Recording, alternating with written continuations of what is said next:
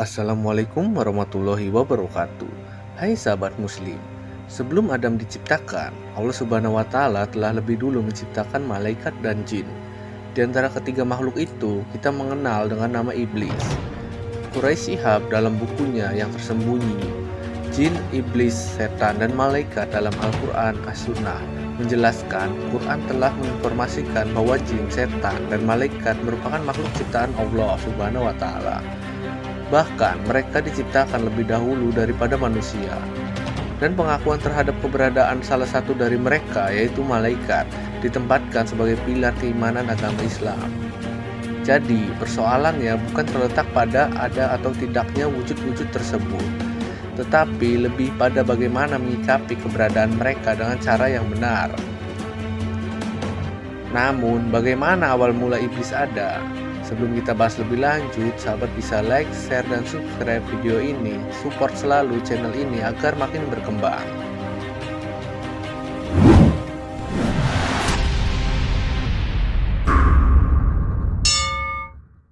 Iblis, apakah dia termasuk golongan malaikat atau jin? Sebab, dalam penciptaannya keduanya berbeda.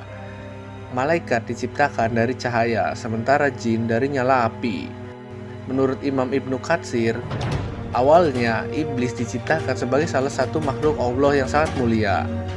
Nama asli iblis adalah Al-Harits. Dinamakan demikian lantaran iblis pernah menjadi penjaga surga, sementara Azazil merupakan panggilan besar malaikat. Mengutip dari buku Laki-laki yang Tak Berhenti Menangis yang ditulis Rusdi Madhari, berikut kisah tentang Azazil.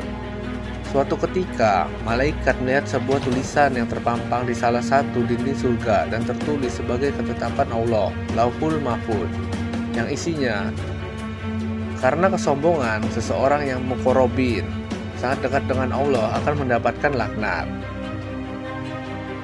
Membaca tulisan itu, para malaikat menangis semua, termasuk Israel, si malaikat pemutus segala kenikmatan. Mereka sangat takut dan khawatir apabila makhluk yang tercatat sebagai ketetapan Allah itu adalah diri mereka. Kemudian, mereka semua sepakat untuk menemui Azazil. Dia adalah pemimpin atau penghulu para malaikat yang setiap lapis langit mendapat kehormatan. Azazil kurang lebih sudah 120.000 tahun mengabdi kepada Allah Subhanahu wa taala, dan setiap doanya niscaya dikabulkan. Para malaikat tersebut meminta kepada Azazil untuk berdoa kepada Allah Subhanahu wa taala supaya terhindar dari laknat Allah. Ia pun memenuhi permintaan itu dan berdoa agar para malaikat terhindar dari murka Allah. Lalu tibalah suatu hari, Allah Subhanahu wa taala mengumpulkan para malaikat untuk diberitahu perihal penciptaan Adam sebagai manusia dan pemimpin di dunia. Para malaikat terperanjat dan protes. Menurut pengetahuan mereka, manusia adalah makhluk pembuat kerusakan yang paling nyata. Menjawab protes malaikat, Allah Subhanahu wa taala berkata bahwa hanya Dia yang mengetahui segala sesuatu dan mereka tidak. Mendengar hal itu, para malaikat seketika menunduk dan memohon ampun. Allah Subhanahu wa taala kemudian memerintahkan mereka untuk bersujud kepada Adam. Serempak mereka sujud kecuali Azazil. Azazil merasa dirinya lebih mulia dari Adam. Dia menganggap Adam yang diciptakan dari tanah berbeda dengan penciptaan dirinya yang dari api. Allah Subhanahu wa taala pun langsung menegur Azazil, namun dengan sebutan yang baru, yaitu iblis. Azazil merespon teguran Allah dengan mengatakan, "Tidak, untuk bersujud kepada Adam." Sejak saat itu diketahui bahwa Azazil adalah makhluk yang dimaksud dalam tulisan di dinding surga. Dia menerima ketetapan Allah Subhanahu wa taala dengan diusir dari surga dan menjadi iblis. Kisah Adam yang akan dijadikan pemimpin di dunia dan diprotes para malaikat itu tercantum dalam Al-Quran, surat Al-Baqarah ayat 30. Dan ingatlah ketika Tuhanmu berfirman kepada para malaikat, "Aku hendak menjadikan khalifah di bumi." Mereka berkata, "Apakah engkau hendak menjadikan orang yang akan merusak dan menumpahkan darah di sana? Sedangkan kami bertasbih memujimu dan menyucikan namamu." Dia berfirman, "Sungguh, aku mengetahui apa yang tidak kamu ketahui."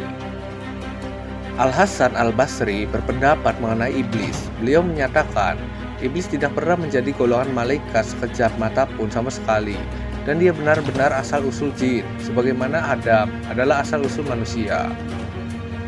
Diriwayatkan dari Ibnu Abbas, Ibnu Mas'ud, dan beberapa sahabat Nabi lainnya, iblis dijadikan penguasa atas surga bagian bawah.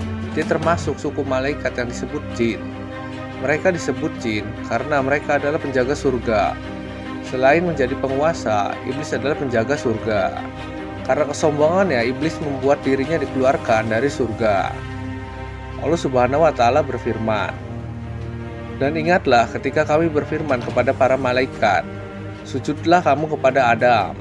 Maka sujudlah mereka kecuali iblis. Ia enggan dan takabur, dan adalah ia termasuk golongan orang-orang yang kafir." Iblis menolak perintah Allah Subhanahu wa Ta'ala untuk bersujud pada Adam karena kesombongan dan kedengkiannya. Kesombongan iblis ini lantaran ia merasa lebih baik karena diciptakan dari api dibandingkan dengan Adam manusia yang diciptakan dari tanah. "Aku lebih baik daripadanya karena engkau ciptakan aku dari api, sedangkan dia engkau ciptakan dari tanah." Kesombongan iblis telah membuatnya terusir dari surga. Ia pun meminta penangguhan hingga hari kiamat tiba. Iblis berjanji akan menyesatkan manusia agar menemaninya di neraka. Kisah ini tertuang jelas dalam firman Allah Subhanahu wa Ta'ala, "Sesungguhnya kami telah menciptakan kamu, Adam, lalu kami bentuk tubuhmu. Kemudian kami katakan kepada para malaikat, bersujudlah kamu kepada Adam. Maka mereka pun bersujud kecuali iblis. Dia tidak termasuk mereka yang bersujud." Allah berfirman, "Apakah yang menghalangimu untuk bersujud kepada Adam di waktu aku menyuruhmu?" Iblis menjawab, "Saya lebih baik daripadanya. Engkau ciptakan saya dari api, sedang dia engkau ciptakan dari tanah."